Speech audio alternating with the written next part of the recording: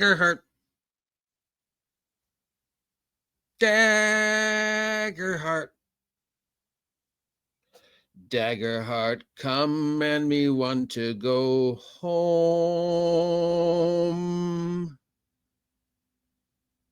Come, Mr. Mercer Man, tell me about Campaign 4. Daggerheart, come and me want to go home. Good day, one and all. It's Wednesday, and normally at this time we'd be making fun of Wizards of the Coast, but they haven't done anything dumb this week. So instead, we turn our attention to the current contender to the throne. That was the word I was looking for. Current contender to the throne from our friends at Critical Role. It's Daggerheart. It's finally out. Now that it is out, NDA, I can inform you that I may have known somebody who was working on it and playtesting it for the past several months. So I may have known a little bit more about it than I was allowed to say. Not saying that's true, but let's just say I know a guy who knows a guy who knows a guy. Anyways, it's out. And if there was any question that it wasn't going to sold out and that, the hype was just hot wind, like some people would like you believe, apparently it is already sold out all across Europe and is rapidly selling out here in the States. So the initial wave of popularity, curiosity, whatever you want to call it, is a thing, and it is doing gangbusters in the sales. The initial reviews are pretty milquetoast. I mean, you can't really find anything bad about it, and you can't find anything really excelling about it. Mostly it's interesting, it's robust, the combat mechanics are different, the narrative system is there, a lot of pronouns, unnecessary pronouns, a lot of unnecessary pandering, including mentions of a chain store in the world of Daggerheart, a chain store, which, since I have a chain store in my world and always have, I don't really have a problem with there being a chain store. Sisg and Ammo has been a chain store in my various worlds for 6, 7, 8 years. And before that, I had several, as long back as I can remember playing D&D. Back in like the 70s and 80s, I remember that there was a chain store. And then I had a character called Kazarian, who tried to set up a chain store, who wanted to, a wizard who tried to get into becoming a merchant and trying to set up a chain store. So yeah, I have no trouble with the chain store. The pronouns, while disappointing, was expected. The pandering, while disappointing, was expected, and apparently it's not as bad as it could have been. But I mean, we knew we was going to do. And mostly the reviews seem to be pretty milquetoast. I mean, the biggest complaint I've heard so far was the, leftist virtue signaling. Rah, rah, rah, rah, rah. Like, come on, it's Critical Role. It's Matt Mercer. Were you really, it's Hollywood. Were you really expecting anything else from them? I think they could have done far worse. And of course, the announcement that the next campaign for Critical Role will be set in the Daggerheart world of Umbra, thus fulfilling yet another prediction that I made about a new campaign. Now, this is not Campaign 4 because it technically doesn't take place on Xandria, but if the rumors are true, Xandria could be done. As we know, when Campaign 3 came to its rather disappointing end, there was a lot of hemming and hawing and interviews and follow-ups where Mercer said, and the rest of the cast said, they felt that for now, the stories of Toldari, the stories of Exandria, past, present, and potentially future, were done. Travis says there's still parts of the world he wants to explore. There's a whole other side of the planet I guess we never saw. I don't know. I don't know enough about the map to know what they haven't explored. But yeah, for the most part, they've all said that they think it's done. And if the rumors can be true, and I think they are, during the live tour that they've been doing so far, they've been questioning the fans, as we've mentioned repeatedly, about what they wanted next for Campaign 4. And it seems that for the most part, the fans are saying maybe take a break from Xandria, maybe take a break from D&D, which I've been saying since 2023. They need to cut the umbilical cord to Wizards of the Coast and create their own thing that they have 100% control of. Will it be as popular as Dungeons and Dragons? Well, that depends upon the fan base. And so far, it does appear, at least initially, the fan base are gobbling it up. Whether it has the long-term wherewithal to keep the fans interested, well, I mean, let's think about it. Was it the game that made the fan base so passionate, or what the individuals brought to the table? Most of the people who loved the show and bought the merch didn't play, or only started playing because of Critical Role. We've all remembered my first encounter with a Critical Role fan, where the individual physically assaulted me simply because I told them I hadn't seen the show yet. So yeah, my initial experience with the show was not negative. It was negative, but over the years, it's been less negative. You know, it's been a long time since I've gotten a death threat for saying I didn't like the show or never saw the show. And you know, you can't denounce what they did. You know, it's the best thing that's happened to D&D in years. It's the worst thing that's happened to D&D in years. The unbelievable success for Dungeons and Dragons over the past 5 years is part and parcel thanks to Critical Role, and the unbelievable devastating failure of Dungeons and Dragons over the past 3-5 years, again, is part and parcel the result of Critical Role. So thank you for making the community better and worse, Mr. Mercer. I bow to you. Very few people can make that claim. I made it better and worse. But now they're done. Whether temporarily or full-time, we do know that the next campaign will be set in one of the playtest worlds of Dagerheart, the world of Umbra. This will be at least for the rest of the summer, possibly into October, set in the world of Umbra. Umbra is a Souls-like, dark, grim, Black Company type world, much more mudcore, much more, there's very little magic. The gods are gone. But wait, aren't the gods gone now at the end of Campaign 3? So fast forward a couple dozen years. Could Umbra be the Exandria of the future? Now, one of the interesting things as I bring up Umbra about the playtest worlds that came with it is, one, they surprised us with releasing playtests for 2 new classes, the Warlock class and the Fighter class, which I find weird because it already had a Fighter class, and apparently the Fighter class that they released the playtest for is a martial artist class. So I don't know why they didn't call it martial artist, and there already is a Fighter type class. And did it really need a Warlock type class? I don't know, but they released it, surprise. Instead of having one campaign world, it comes with, oh, thank you for the picture of the person with the wheelchair. It comes with what they call, I believe they're calling them cells, campaign cells, where it comes with like a couple other, 3 or 4 suggested campaigns. I'm trying to see if it talks about them here.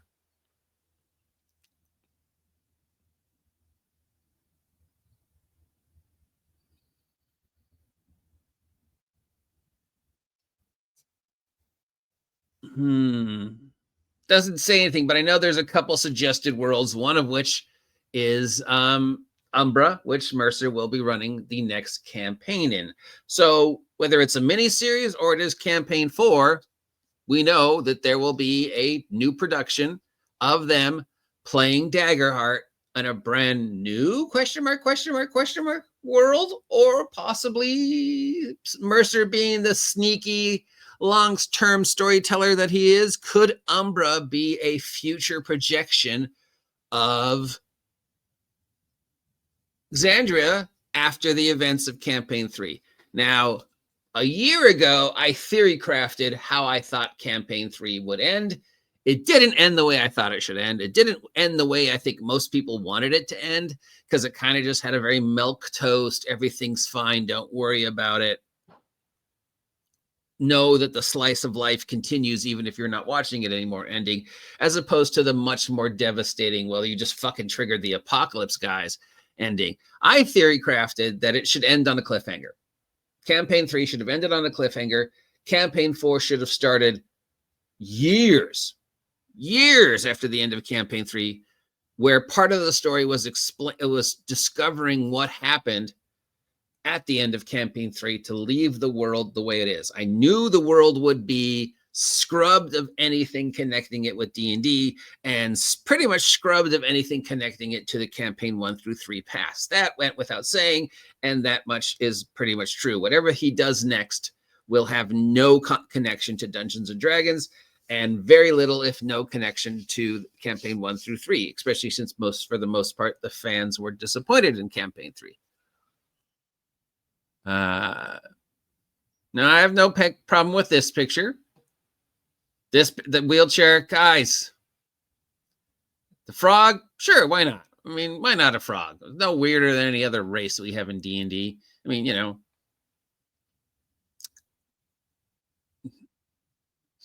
So we do know that, yeah, pandering, wheelchairs, blah, blah, blah. Everything we expected.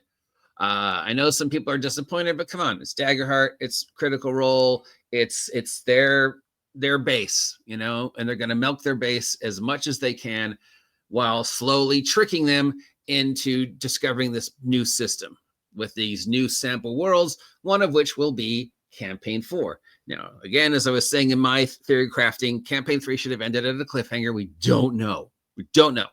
And then Campaign 4 starts dozens, if not hundreds of years later, part of which is explaining while everything's changed, i.e., we're using a new rule set. And part of it is trying to discover what happened to bring about this new post-apocalypse, post-Campaign 3, all the gods are gone.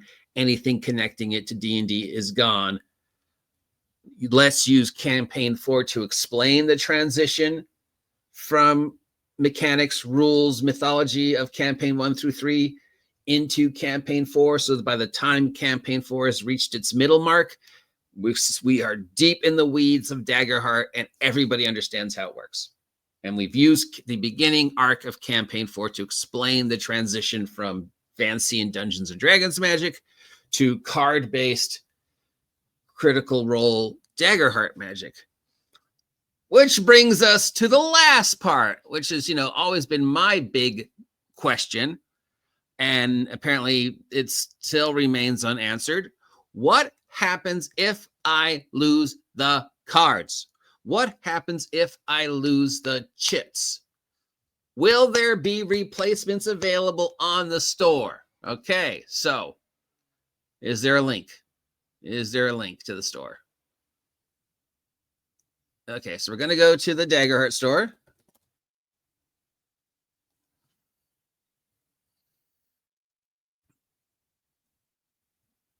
I'm going to go to buy now.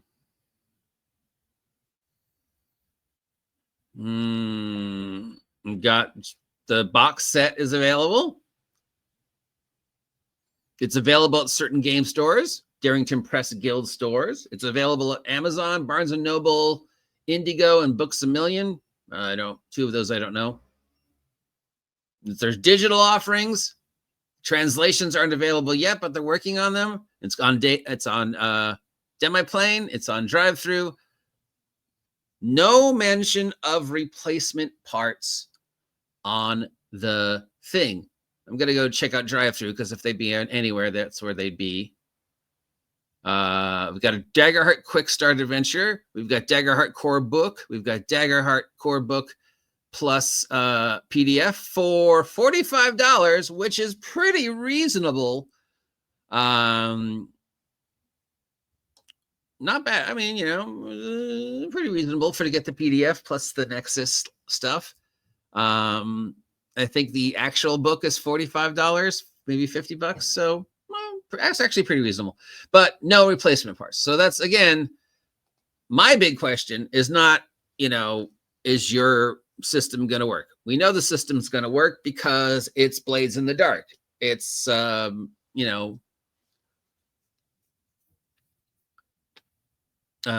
Cypher. It's stuff that we've already seen. But after the fail of Candella Obscura, obviously there is some, does the system work? But I don't think Candella Obscura failed because of the system. Candella Obscura failed because, one, it wasn't their target audience. to the writer of Candella Obscura said he didn't like that type of writing. So why did you write a Lovecraftian Victorian horror setting if you didn't like it or understood it? And 3, yeah, just it was obvious that the people involved just weren't passionate about it.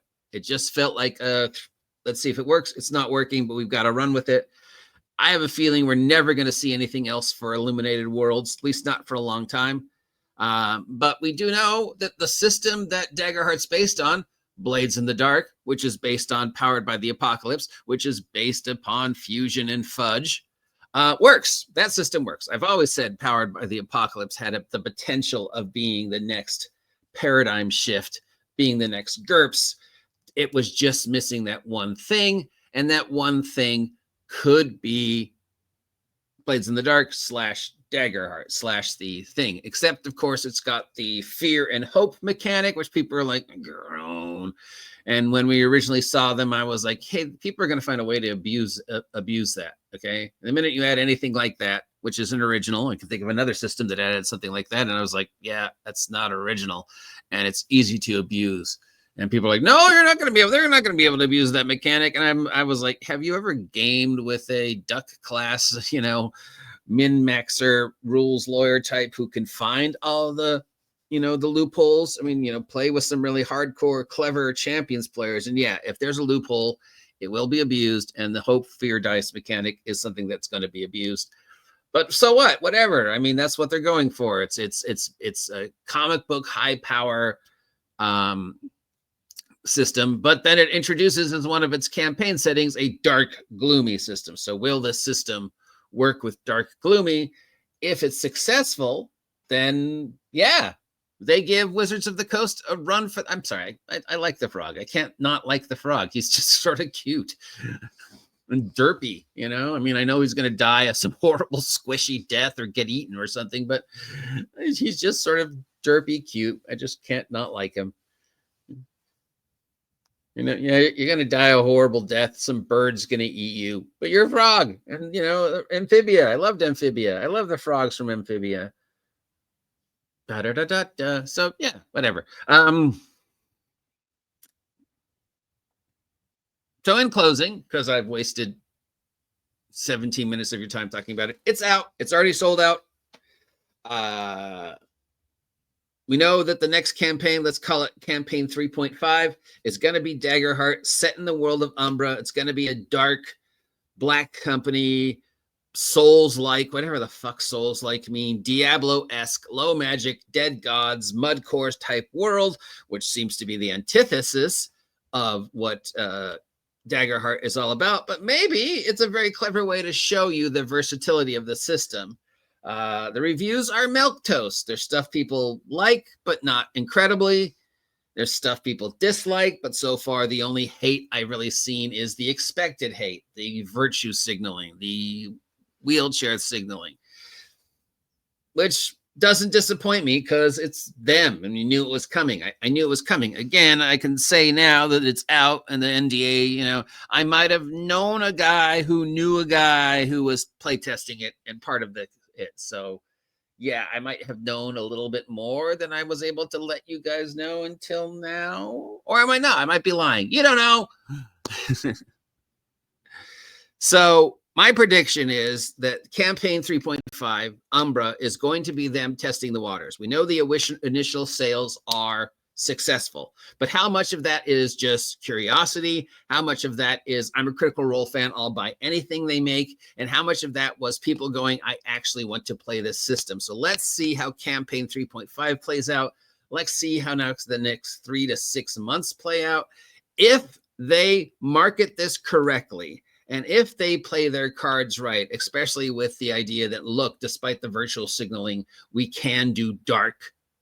Here, we had to virtual signal because that's our target audience, but we think we've presented a system that can do more than just our target audience. We need to do that in such a successful way because obviously Candella Obscura failed because we didn't understand our target audience. Our target audience did not want Lovecraftian Victorian horror. What our target audience wants is what works for us. Campaign 1 through Campaign 2, Campaign 1 and 2, and the early parts of Campaign 3. They want that passion. They want that sense that they're part of the story. They want that swell of emotion that Campaign 1 and Campaign 2 did so well. That was what made Critical Role so popular. Can we repeat that with this experiment?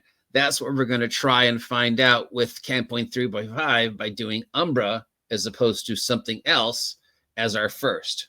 And if we can successfully show people that despite the pandering, this actually is a system that works, and they push it the way I think they can, it could easily be a contender of the throne. If not, depending upon how passionate the fan base is, topple Dungeons and Dragons from the top of the heap. Because let's face it, it's not going to take much at this point in time.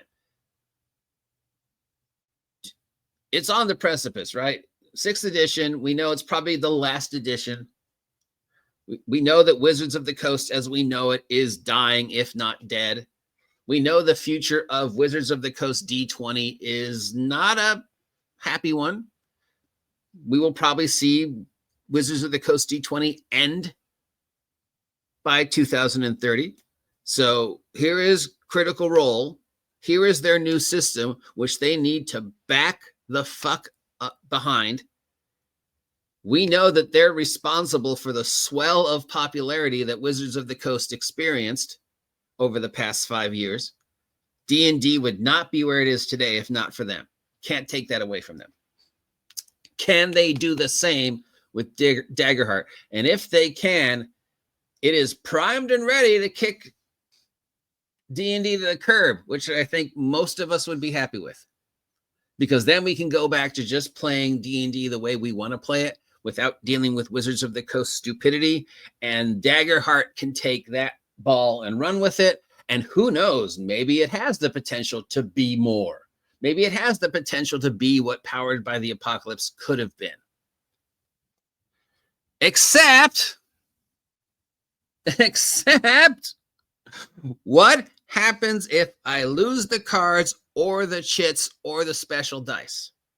Now, the cards and everything is a great potential for Etsy, because we know we're going to have people on Etsy making themed cards and themed decks. That goes without saying. At least that seems like something that would happen, right? I mean, there's nothing in the, as far as I know, there's nothing in the rules saying you can't do that. But, for Joe Average, I forgot the cards. I lost the cards. I've got 3 cards, but I can't find the other 2. Am I going to have to spend $80 to get a replacement pack? Am I going to have to download them and print them out and put them on the back of a Magic card? What happens if I lose the gimmicks? Is the gimmicks of Dagerheart to its detriment? And I think yes.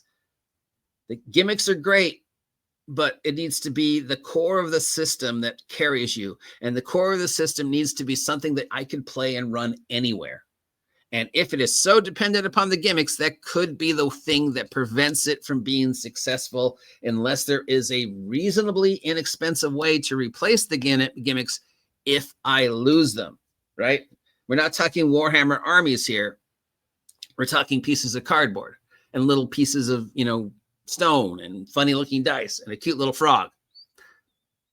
So that is the thing that's going to be, in my mind, one of the decision makers, and the passion of the fan base being the other decision maker.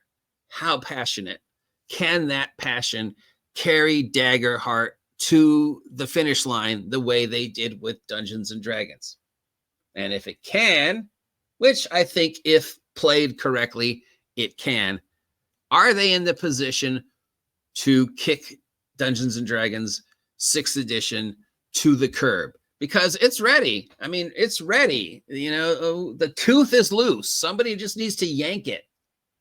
Between now and 2030, somebody needs to come along, shatter that glass ceiling. And right now, that number 1 contender, bam, bam, bam, bam, bam, bam, bam, is Dagerheart. But